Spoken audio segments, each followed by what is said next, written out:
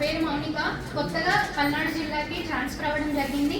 నేను ఇంతకుముందు ఒక సంవత్సరం పాటు ఈస్ట్ గోదావరి డిస్టిక్లో గోకవరం మోడల్ మండలంలో హెల్త్ అండ్ న్యూట్రిషన్ ఎన్ఎఫ్ఎఫ్గా చేశాను. అయితే ముఖ్యంగా హెల్త్ అండ్ న్యూట్రిషన్ కార్యక్రమాలు వచ్చేసి ఒక 6 కార్యక్రమాలు ఉంటాయండి, 6. అందులో ముఖ్యమైనది వచ్చేసి ఫుడ్ బాస్కెట్ అసెస్మెంట్ అంటారు. ఫుడ్ బాస్కెట్ అసెస్మెంట్లో 4 స్టేజ్లు ఉంటాయి. అసెస్మెంట్ ఒకటి ఉంటుంది, ఇండెంట్ తీసుకోవడం ఒకటి, ప్రొక్యూర్మెంట్, తర్వాత లాస్ట్ స్టేజ్ వచ్చేసి డిస్ట్రిబ్యూషన్ జరుగుతుంది అనమాట. సో నెక్స్ట్ ఫుడ్ బాస్కెట్ అనేది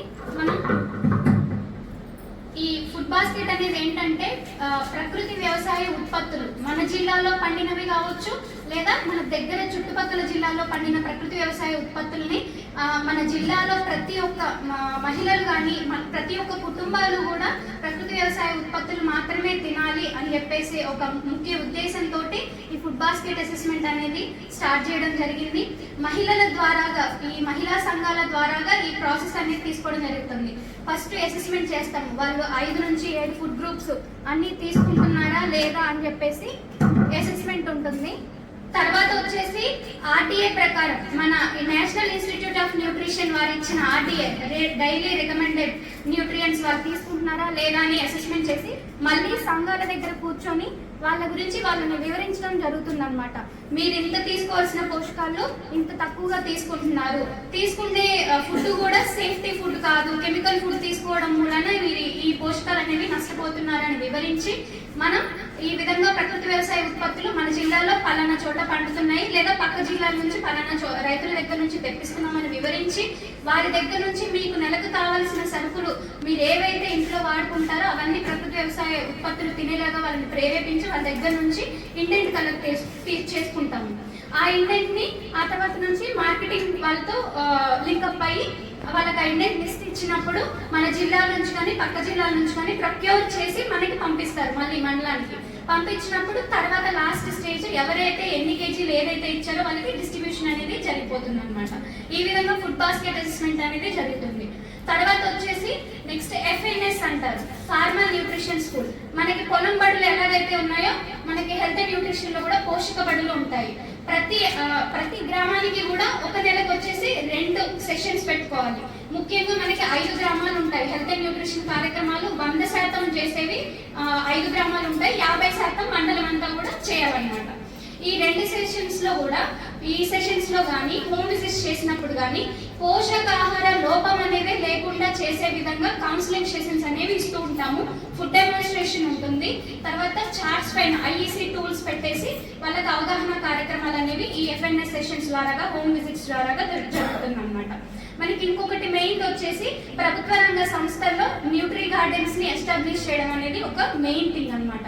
ప్రతి ప్రభుత్వ రంగ సంస్థ, అంగన్వాడీస్ కావచ్చు, స్కూల్స్ కావచ్చు, ఇప్పుడు లేటెస్ట్ గా అయితే పిహెచ్సిస్ లో ఆర్బీకేస్ వద్ద కూడా అక్కడ ఎవరైతే ఉండి చూసుకోగలుగుతారో వాళ్ళతో మాట్లాడి వేయించడం అనేది జరుగుతుంది.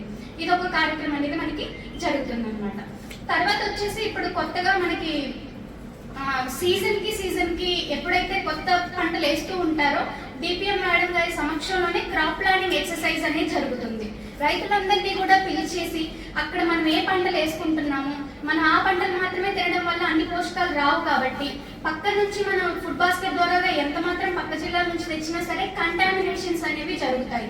ట్రావెలింగ్ లో జరగవచ్చు, లేకపోతే ఇంకేదైనా సరే ప్యాకేజింగ్ లో కానీ ఇలాంటివి జరగడం మూలన ఆరోగ్య నష్టాలు మళ్ళీ వస్తాయి. కాబట్టి మన జిల్లాలోనే, మన మండలంలోనే, మన ఊర్లోనే కొత్త పంటలు అనేవి మనం వేసుకోవడానికి ముందుకు రావాలని చెప్పే ఒక కార్యక్రమం, ఒక యాక్టివిటీ అనేది రైతులతో కలిసి డిపిఎం గారి సమక్షంలో చేస్తామన్నమాట.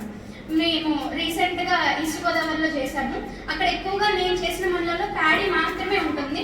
నేను క్రాప్ ప్లానింగ్ ఎక్సర్సైజ్ చేసిన తర్వాత ఒక గ్రామానికి 11 మంది రైతులు రాగులు, కొర్రలు, తర్వాత జొన్నలు వేయడానికి 11 మంది రైతులు ముందుకు రావడం జరిగిందండి. ఈ విధంగా క్రాప్ ప్లానింగ్ ఎక్సర్సైజ్ అనేది ఉంటుంది. ఇప్పుడు కొత్తగా ఏంటంటే గత నెల మేము జూన్ 10వ తారీఖు నుంచి సర్వే స్టార్ట్ చేసాం. నేను ఈ మండలానికి వచ్చిన తర్వాత కూడా సర్వే మాత్రమే చేస్తున్నాను.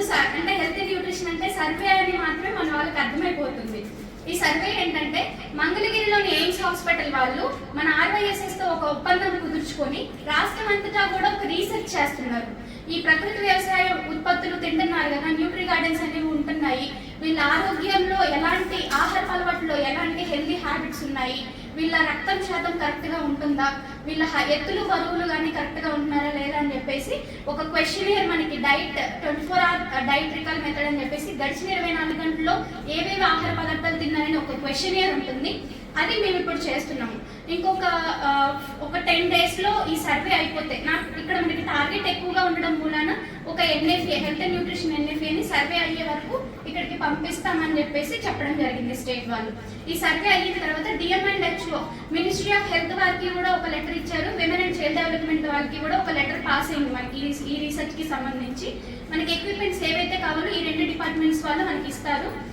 ఇంకొక 10 days తర్వాత ANMలో ఆశా వర్కర్ల హెల్త్ తోటి బ్లడ్ టెస్ట్ జరుగుతుంది. Women and child welfare department anganwadi workers తోటి మనకి హైట్ వెయిట్ చెక్ చేయడం అనేది జరుగుతుంది అనమాట. ఇప్పుడు మెయిన్గా మనకి సర్వే త్వరగా కంప్లీట్ అవ్వాలని చెప్పేసి మన యాక్టివిటీస్ కూడా కొంచెం స్లో డౌన్ అయిపోయినట్లు అయిపోయింది. ఫుడ్ బాస్కెట్ అసెస్మెంట్ కానీ న్యూట్రీ గార్డెన్స్ గ్రౌండింగ్ కానీ ఈ సర్వే ఎప్పుడైతే మాకు ఎన్ఎఫ్ఏని పంపించి స్పీడప్ చేసి అయిపోతుందో వెంటనే మళ్ళీ ఒక 2 గ్రామాల్లో ఒక 2 నెలల్లోగా మేము ఫుడ్ బాస్కెట్ అసెస్మెంట్ కంప్లీట్ చేస్తామని మేడం గారి ముందు తెలియజేయడం జరుగుతుంది. థ్యాంక్ యూ అండి.